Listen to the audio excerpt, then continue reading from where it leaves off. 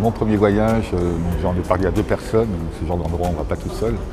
Et c'était suite à l'appel du gouvernement nord-coréen sur l'aide internationale. Donc ils ont laissé rentrer quelques organisations internationales. Donc on a fait une demande, ils ont une délégation à Paris, on a écrit un courrier en leur demandant, voilà, en expliquant qui on était, notre CV, nos capacités d'intervention, notre type d'intervention.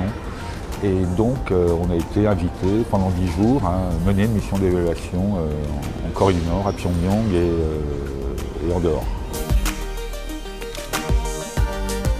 Personnellement, je n'étais pas trop surpris. Nous, on a des personnes, je suis parti avec quelqu'un, on travaillait depuis 1986 dans l'action humanitaire, donc avant la chute du mur.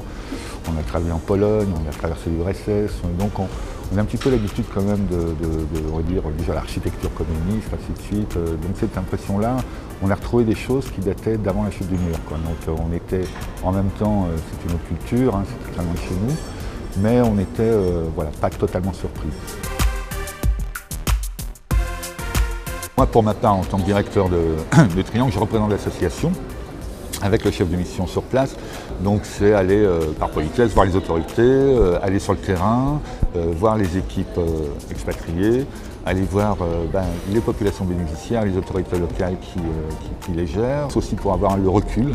On va pour discuter, pour parler de l'avenir, pour toujours continuer à affirmer que nous, notre boulot, c'est uniquement venir en aide aux populations sur un mandat qui est très clair, qui est un mandat humanitaire.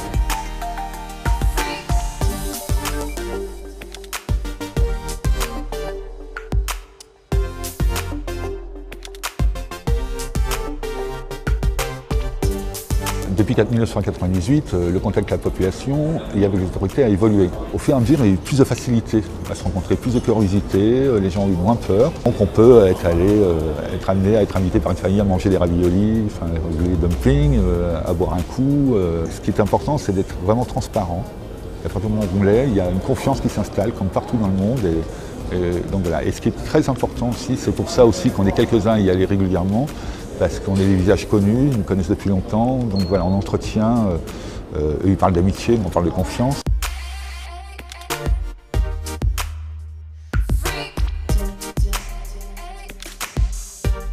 À l'époque, en 1998, il n'y a presque pas de voiture à Pyongyang, la ville a beaucoup changé depuis 19 ans, des ouvertures, mais qui ne se voient pas forcément à l'extérieur et dans les médias internationaux. Mais quand on est sur place, on voit bien l'évolution quand même.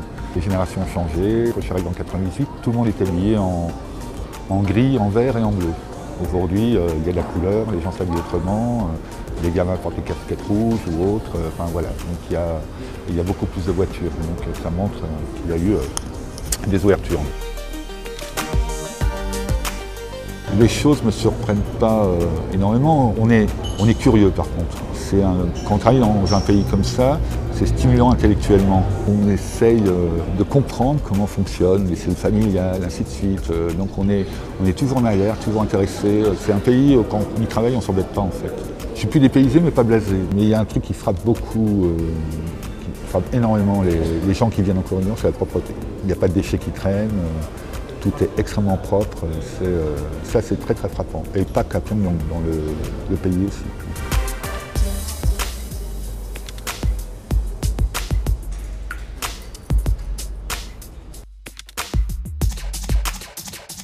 Le premier polder qu'on a réhabilité, c'est pas le premier qui a été choisi par le gouvernement, enfin par les autorités. Donc moi je suis allé sur place, et en fait il n'était pas possible de le réhabiliter.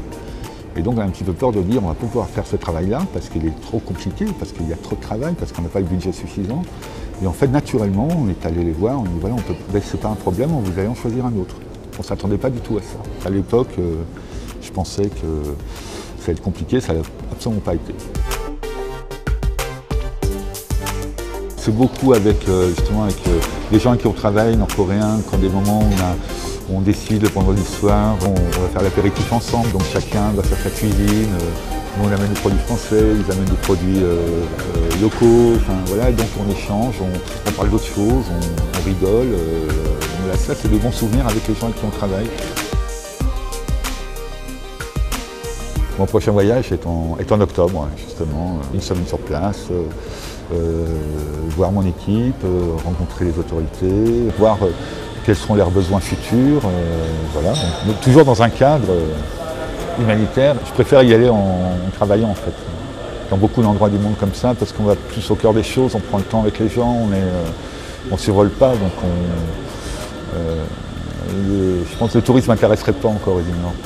Le travail, oui.